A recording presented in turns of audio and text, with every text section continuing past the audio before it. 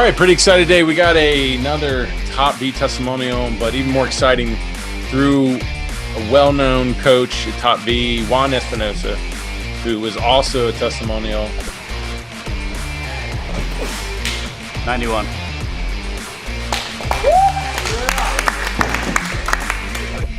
When he was here and is now coaching. What's up, Juan? How are you? I'm doing good. Thanks for having us, Brent. Definitely, man. Really excited. You know, I don't know if anyone has followed TopVelocity. They've somehow been directed to you because you always tag me. I repost a lot of your stuff. So I'm pretty sure that they probably know who you are. If not, you need to check them out. What's your Instagram so they can find you? It's Espinosa _ baseball training. And you should be able to find it through there. And if you don't find it through that, you can just go through my Instagram. Like I said, I'm always reposting the stories and stuff, but you've worked pretty hard with your guys. I mean, you get a young age group. Talk about the age group, kind of guys you have at the facility. And I mean, before that, if you want to go into why you're doing Top V, what Top V means to you and all that, go ahead, man. I have anywhere from 8 years old all the way to college guys, freshmen college guys. My first group of college guys just went out this year. But the first 2 years was pretty much all high school kids. I just pretty much, 14U, so 8th graders. And Ben's actually part of the first group of high schoolers that it was first 4 guys. Ben really came on his own the year before that. He's pretty much the one that kind of launched me up here. His success has brought me a ton of success. But yeah, I've been coaching. This will be going into my 3rd year now, and now I'm starting to get into the youth ages. And I don't really have many groups with the youth ages because I don't feel comfortable yet having huge groups at those ages. Still trying to figure out how that works. But as far as 12U all the way to high school guys, pretty much it's been going really well. Haven't had any major injuries in the 3 years I've been doing it. A lot of success. I've had a couple guys. I mean, Ben's up 18. Have another one that started in the 60s. Nate, he should be getting close to 20 miles per hour soon. So it's been crazy. It's been a lot of fun. And I mean, I got into this because I saw the success that I had personally with TopVelocity, and I didn't start doing TopVelocity until I was 22. So, you know, I mean, Ben hitting 90, I'm a little jealous because I'm like, dude, like I threw just as hard as Ben when I was in 8th grade, like, you know. So, so seeing stuff like that, like that's been like my dream is, you know, bring it to these guys at an earlier age, and not get kind of like stuck throwing 83, 84 for 8 years, which is what happens to a lot of us. Yeah. But yeah. Well, that's great. And more about Ben, you know, Ben's been your first 90 guy, and you had him, like you said, very young. And we got Ben here. So, Ben, why don't you talk about why you came to find Juan and why did it work and stick and just talk about just the atmosphere and the environment that Juan builds.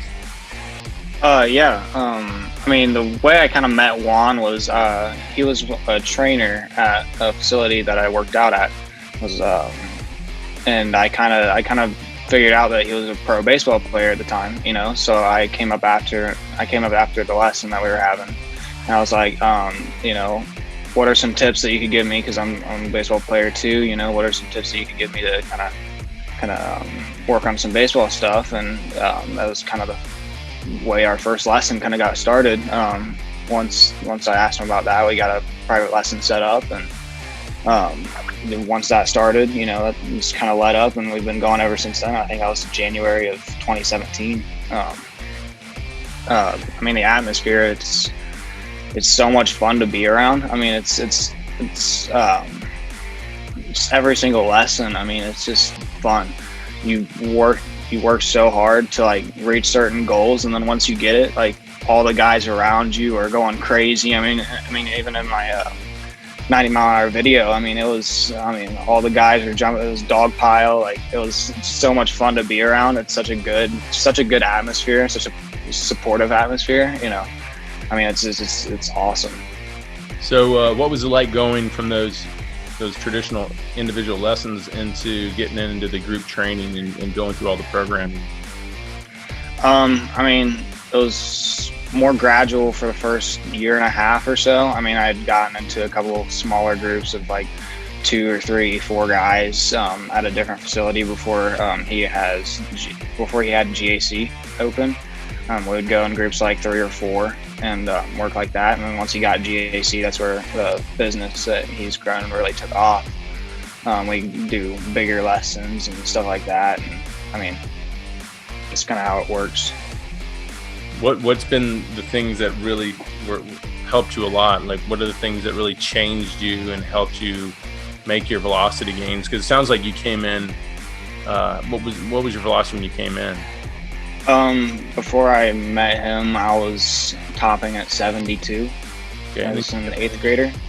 Upper 80s, touching 90. What were the key things? Like, what were the things that really you felt were significant?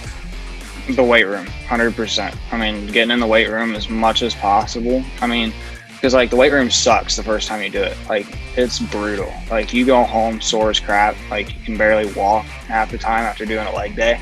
I mean, it's just, you gotta, once you get past that first month or 2 of lifting hard, you know, that the soreness starts to go away, and it's just, you just grind it out. And that's what I've been trying to do for the past 3 years or so. I mean, just grind out in the weight room and stay mobile. I mean, stretching every single time before you hit the weight room.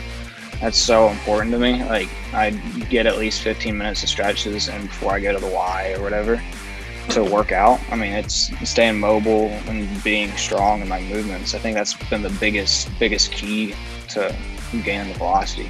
Any specific lifts that you really liked? Power cleans. I love power cleans. I mean, and Juan helped me so much with getting the proper form for that. Like, it's one of my favorite lifts because why do you like power works. It's I mean, it's in the name. It works on your power. I mean, the more you can power clean, the more power you got throughout your whole body. I mean, deadlifts are another one too that I like. I mean, it's just building that big power out of your legs that you need to get the triple extension and all that stuff like that. As much power as you can get. When it came to throwing, what were the things that really helped with the throwing to get the mechanics down? And the med balls. I mean, just throwing med balls every week at once, and then doing them at home whenever I could. I mean, just doing that, learning. I mean, I've watched countless amounts of your videos on how to throw the med balls and baseballs, and I mean, just being able to translate the medicine balls to the baseballs. I think that was the hardest part of it, but I mean, that's the biggest thing.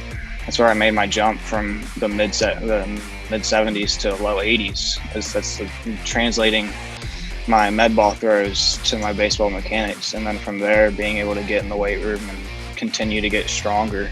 I think that's been So once you get that stream of athleticism you're building in your strength and conditioning, and then you can convert that over to all the power and sequencing the kinetic chain with the med balls, and then you can overwrite all that old muscle memory with the baseball with all that new work. Once you get that kind of streamlined, it's just like, at that point, it's like, how much can I power clean? How much can I increase my med ball? And then how hard can I get into the baseball, right? Yeah. Cool. Well, that's awesome, man. I mean, you nailed it. Juan, anything you want to add to that? Yeah, you know, a lot of people up here, like in Dayton area, like Ben's really well known. He just signed with Wright State, Division I up here. And, you know, a lot of people don't really get to see how much work he's been putting in. I only think he's only missed a couple weeks since we started 3 years ago. And one of those weeks was because I forced him not to show up. So, I mean, the dude works like way harder than I ever did. And he's got the information needed now to do what he needs to do with it. And that's why he's a junior throwing in the 90s. Well, Ben, talk about that. Talk about the commitment levels behind this. Like, how important is that, and what does really commitment mean in this type of training? I mean, yeah, ever since I was little, I've wanted to be a Major League Baseball player. I mean, that's just been my dream. I've played other sports, but none of them really stuck. I mean, baseball is what I've played since I was 5 years old. Just keeping that dream constantly in mind has been such a huge thing for my work ethic. I mean, whenever I I don't feel like going to the gym to work out or get a lift in. I mean, I just have to think about like, what are my goals? Like, if I'm gonna make it here, if I'm gonna make it to my goal, this is the kind of commitment that I have to have. I see all these stories on Michael Jordan and some of the all-time greats of every single sport, and like they make sacrifices. Like they skip some of the fun stuff and to put in the work. And I mean, sometimes it's difficult for me. I'm a junior in high school. Sometimes it's good to go out and have fun, but I mean, you just got to keep those goals in mind. It's huge. And it's been huge for my work ethic, is to always keep those goals in mind. I mean, I have posters and crap all over my walls. I have reminders on my phone just to keep that locked in my head, just to keep that work ethic up. That was actually one of the first things that when I first met Ben, was he told me he wanted to go to the show, like he wanted to play in the big league. Like that was the very first thing he told me, and I said, all right. Yeah, and that's pretty cool. I think, Juan, I've noticed a big pattern of that. Some of my best success stories in Top V have been those guys that the moment you meet them, they're telling you what they're going to do. Showtime, what did you say when the first day I met you? Well, the only advice I can give you, Ben, is like you gotta keep that drive, that motivation, and that passion, because it's just getting harder. You're going to the one, and each level just get harder and harder and harder.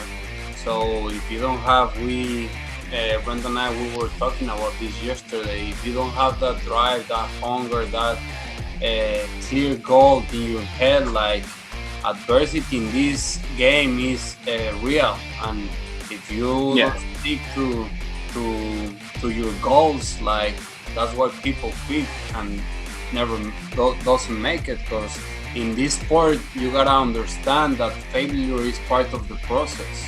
So you gotta have a strong mentality and a strong mindset of going after your dreams. That's most important, and just keep that passion, the same passion you have right now when you are succeeding, the same passion you gotta keep when you're failing. That's I think that's the main challenge, right? Like being always like.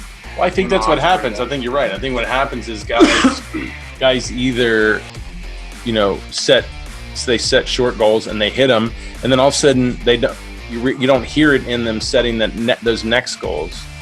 Or sometimes their goals are so big and so far away, they don't have little goals to keep them focused and keep them making their steps. So it's really important that you always have something that every day you're waking up to accomplish. So every day you should have something. I'm going to accomplish this today. I'm going to accomplish that tomorrow. Even though you have your long-term goals, because it's the only way it's going to keep you focused. Because if not, you'll get easily distracted if you don't have that.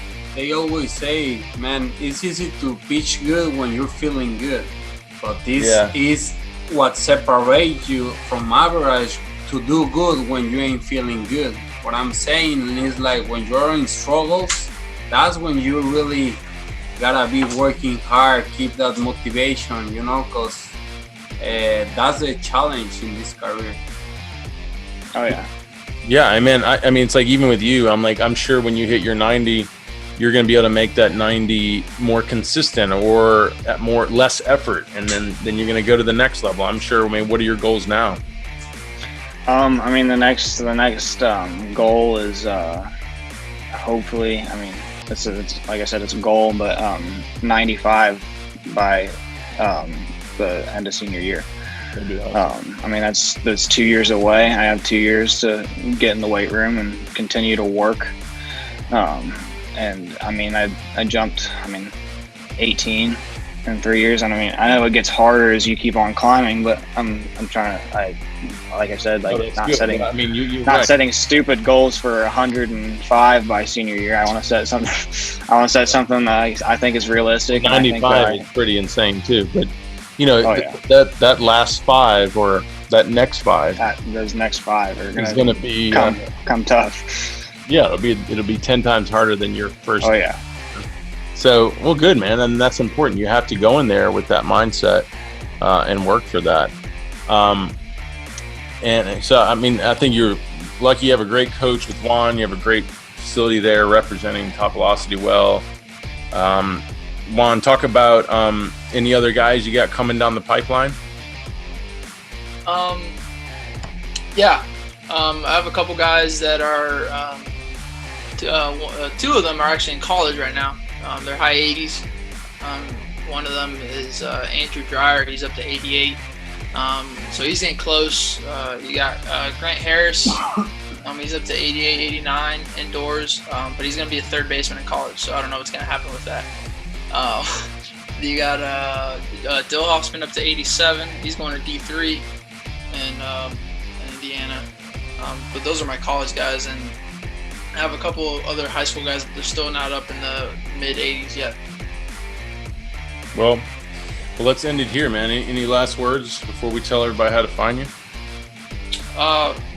No, I'm just excited to keep helping these young guys keep growing, and thanks for taking the time out to talk to Ben and all that. Yeah, we're excited. Yes, for sure. Thank you. We're going to put you out there, Ben. It's a great accomplishment to get here, and then got a lot more to do. And tell them, Juan, how they can find you and what you're doing in Ohio. Yeah, you can find me at Instagram, Espinosa Baseball Training on Instagram. You can find me on Facebook as well, Espinosa Baseball Training. You can email me if you want to. I actually just created one, so Espinosa Baseball Training at Gmail, so you could do that. And if you need my phone number, just try to find me on Instagram, one of those platforms, and we'll go from there. All right, man. Thanks for doing this, guys. I'll put all this together for y'all, and we'll put it out there. Yo. Awesome. Appreciate it. All right, Ben, keep working hard, man. Let's do another one when you get to 95. Yes, sir. All right, guys. Talk soon.